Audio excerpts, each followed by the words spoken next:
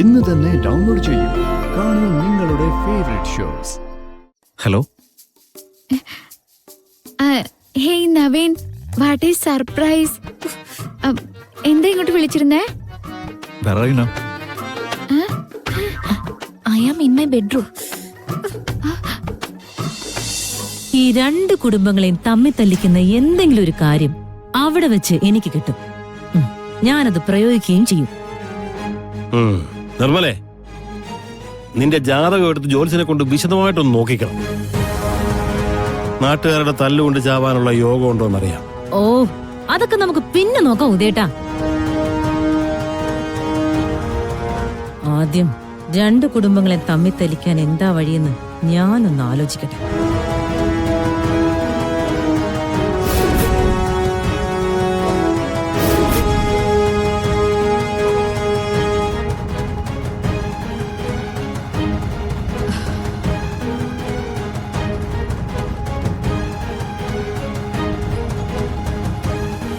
മോളെ,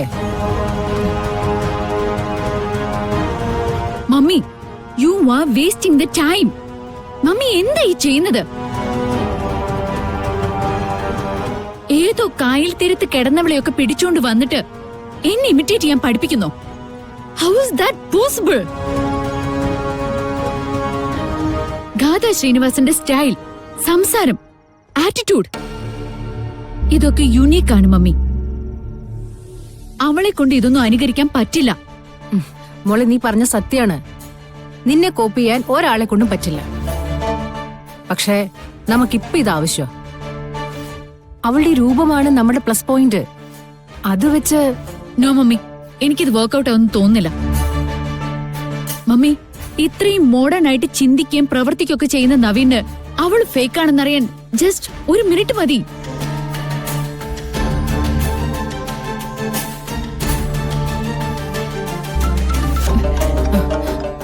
നവീൻ, മോളെ, മോളിപ്പോ ആ കോൾ എടുക്കണ്ട. നമുക്ക് അവളെ കൊണ്ട് സംസാരിപ്പിക്കാം. മമ്മി, അവക്കത് സാധിക്കുമോ നോക്കണ്ടേ?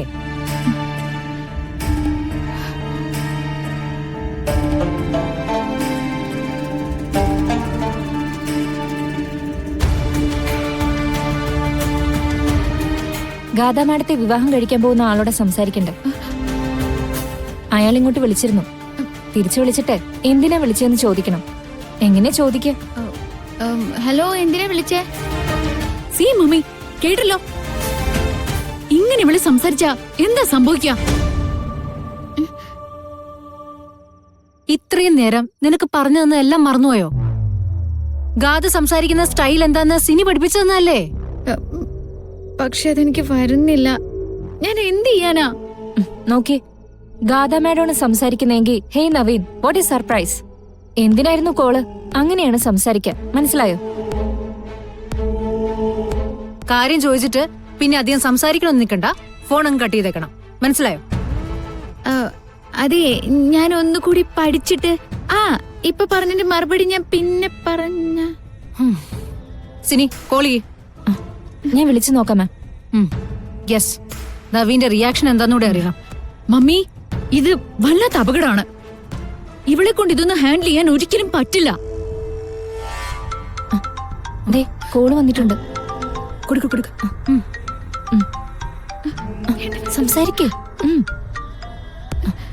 സംസാരിക്കേ. Hello. Hey Naveen, what is surprise? എന്താ ഇങ്ങോട്ട് വിളിച്ചിരുന്നേ?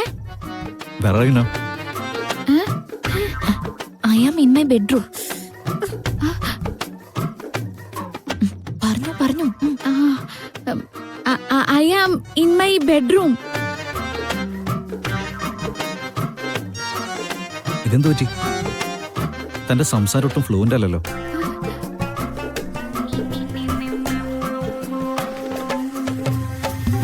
ശബ്ദത്തിനൊരു വ്യത്യാസമുണ്ട്.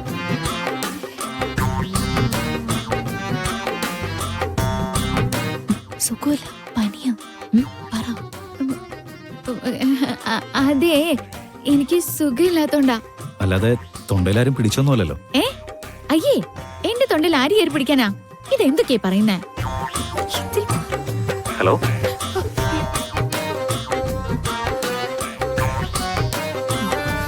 താനിപ്പോ പറഞ്ഞേ?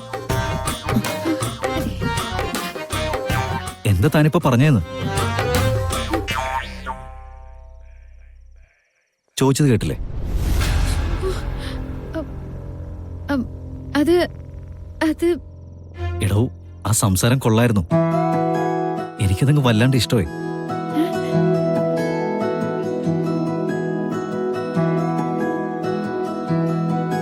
എന്താ പറയാ, ഹൃദയത്തിൽ തൊടുന്നൊരു ഭാഷ എന്നൊക്കെ പറയില്ലേ?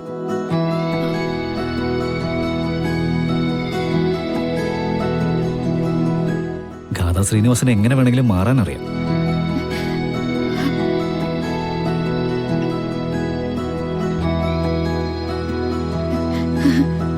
അതെ, ഹോസ്പിറ്റലിലൊക്കെ കിടന്നതുകൊണ്ട്. ആ ഹോസ്പിറ്റലിൽ താൻ കിടന്ന മുറിയുണ്ടല്ലോ, അതൊരു മാന്ത്രിക മുറിയാണെന്നാ തോന്നുന്നത്. അത്രമാത്രം ചേഞ്ച് ഉണ്ടോ തനിക്ക്? നാളെ നമ്മൾ നേരിട്ട് കാണുമ്പോൾ ബാക്കി ഡീറ്റെയിൽസ് ഞാൻ പറയാം. നാളെ നേരിട്ട് കാണുന്നുണ്ടോ?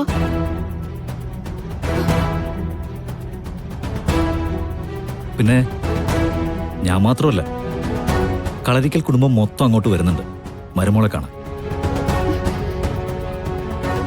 എല്ലാവരും ഉണ്ട്. പിന്നെ സർപ്രൈസ് ഒപ്പിച്ച് കളയല്ലേ? ഓക്കെ? ഓക്കെ. പിന്നെ ഇപ്പൊ സംസാരിച്ച സ്റ്റൈലിന് മതി കേട്ടോ. അച്ഛനും അമ്മയ്ക്കൊക്കെ അത് ഒരുപാട് ഇഷ്ടമാവും. അപ്പൊ ശരി. എന്താ മമ്മി ഇത്? ഇവളുടെ ഈ വിവരം കേട്ട ഭാഷയാണോ നവീൻ ഇഷ്ടാവുന്നത്?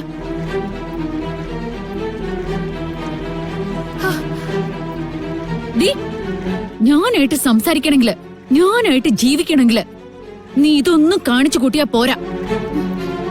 എന്തൊക്കെ കാണിച്ചു കൂട്ടിയാലും നിനക്ക് ഗാഥയാവാൻ പറ്റില്ല.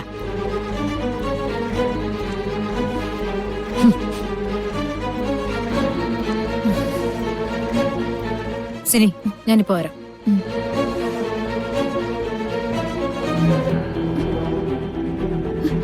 കണ്ടോ, ആ കുട്ടി പറഞ്ഞത് കേട്ടില്ലേ? ഞാൻ എത്ര ശ്രമിച്ചാലും ആ കുട്ടിയെ പോലെ ആവാൻ പറ്റില്ലാന്ന്. പിന്നെ ഞാനിവിടെ നിന്നിട്ട് എന്താ കാര്യം? മിണ്ടി പോരുത്. ഉള്ള സമയം കൊണ്ട് ഗാഥമേടെ എങ്ങനെയാണോ അങ്ങനെയാകാൻ പഠിക്ക്. ആവശ്യമില്ലാത്ത നിന്റെ ആ കുട്ടനാട്ടിലെ ഭാഷയുണ്ടല്ലോ, അത് ഇങ്ങോട്ടേക്ക് എടുക്കണ്ട.